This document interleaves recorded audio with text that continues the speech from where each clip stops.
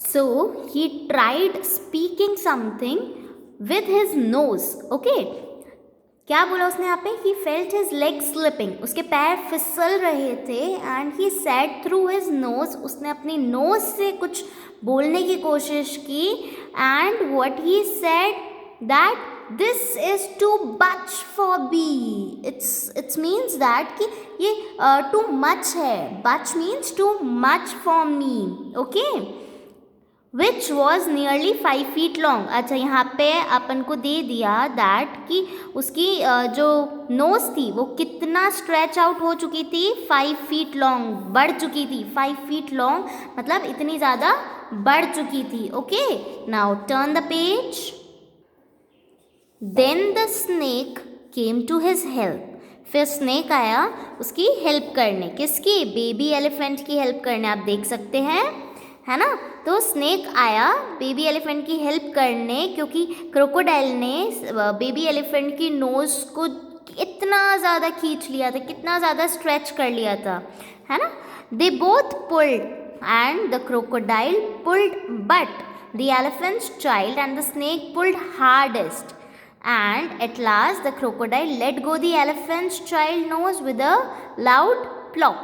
Now it's mean that कि दोनों ने बहुत ट्राई किया. दे बोथ, यहाँ पे बोथ कौन है? दोनों कौन है? Elephants child and snake. दोनों ने खींचा, बट क्रोकोडाइल ने भी नहीं छोड़ा, वो भी खींचता रहा. Crocodile pulled, but at the last में क्या हुआ? क्रोकोडाइल ने छोड़ दिया. क्यों? क्योंकि elephant child and the snake child snake pulled hardest, मतलब बहुत ज़्यादा ताकत लगाई. किन्होंने?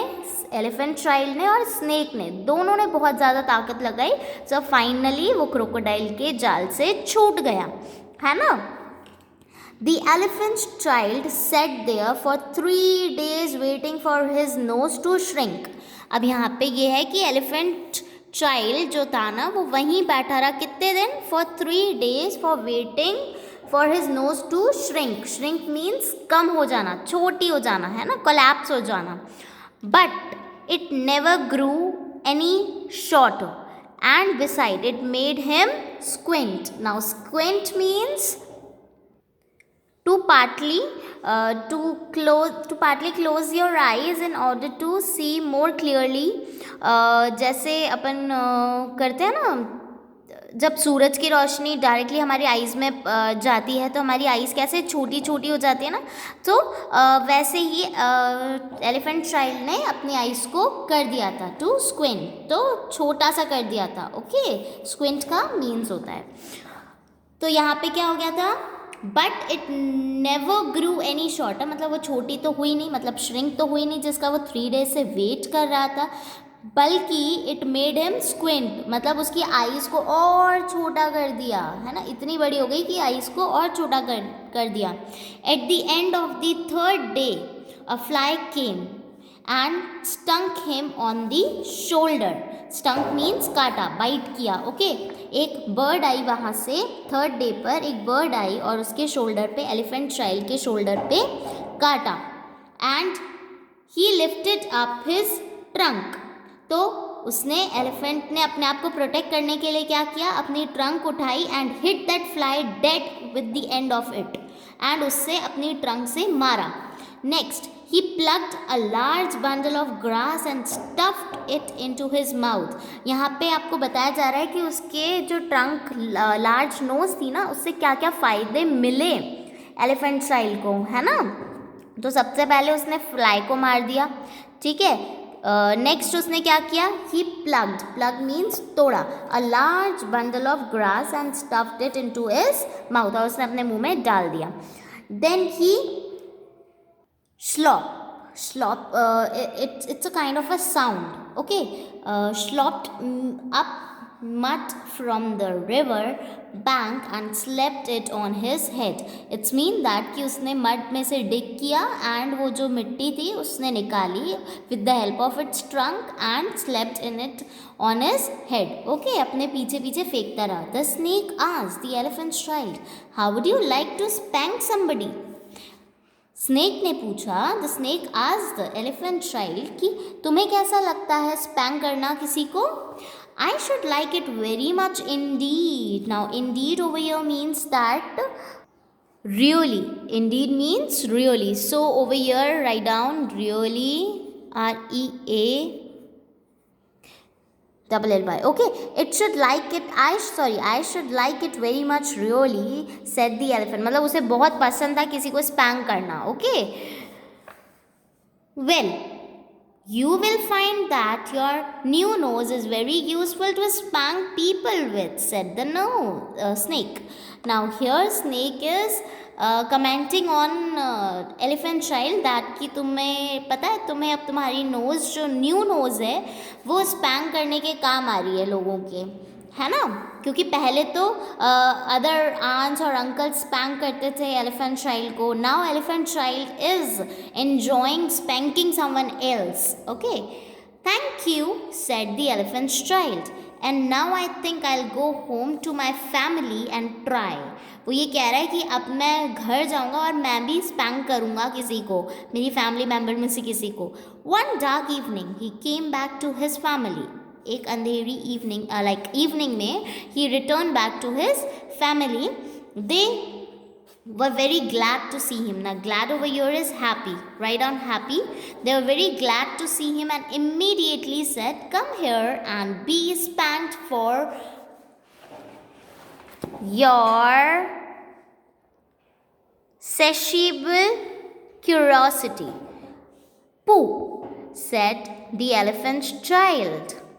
I don't think you people know anything about spanking, but I do, and I'll show you.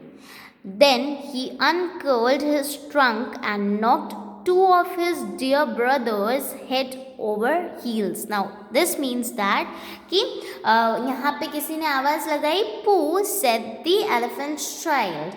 ठीक है, किसने बोला?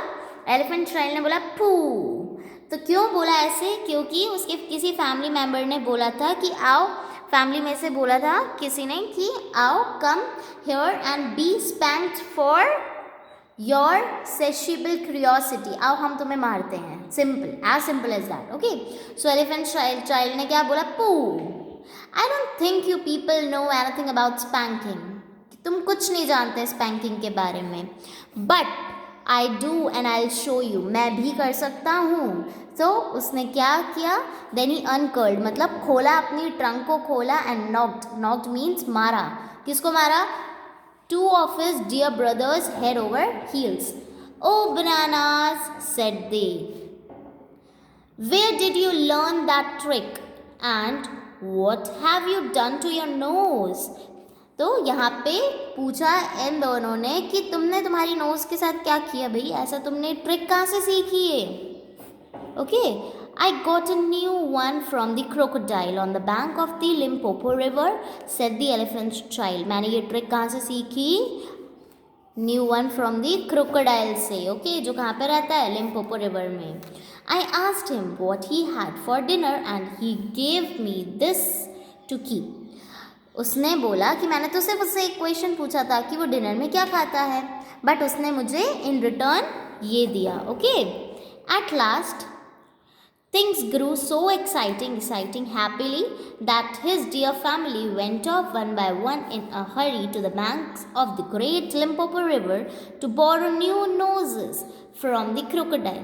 When they came back, nobody spanked anybody anymore, and ever since that day, all the elephants have trunks precisely like the trunk of the satiable elephant's child. Now, understood the chapter? इसका ये मतलब था सबकी nose इनकी family में बहुत छोटी छोटी सी बल्जी नोज़ थी. ठीक है, तो जैसे ही वो एलिफेंट चाइल्ड रिटर्न बैक होकर आया, जो बेबी एलिफेंट था, अपनी नोज़ को बड़ा करके आया, मतलब ट्रंक बिग करके आ गया, न्यू नोज़ लेकर आया, तो बाकी सब फैमिली मेम्बर्स भी एक एक करके लिम्पोपो रिवर गए एंड क्रोकोडाइल से वो नोज़ स्ट्रेच करवाई. ठीक है, तो ऐसे उनको नई नोज़ मिल गई. Okay, so now this is the end of the chapter. We have completed this chapter. Who had written this chapter?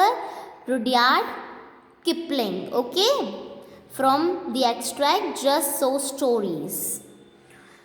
Now in the next video we'll complete our copy work. Before that, I would like you to answer these questions in your own words. आप अपने अपने words में ये answers लिखें कि chapter read करें एक बार अच्छे से, फिर इन आंसर्स को सॉल्व करने की कोशिश क्वेश्चंस को सॉल्व करने की कोशिश करें. Okay, all these 7 questions are given in your book. Try to answer these questions and I'll see you in the next video with the copy work. Bye bye. Have a nice day.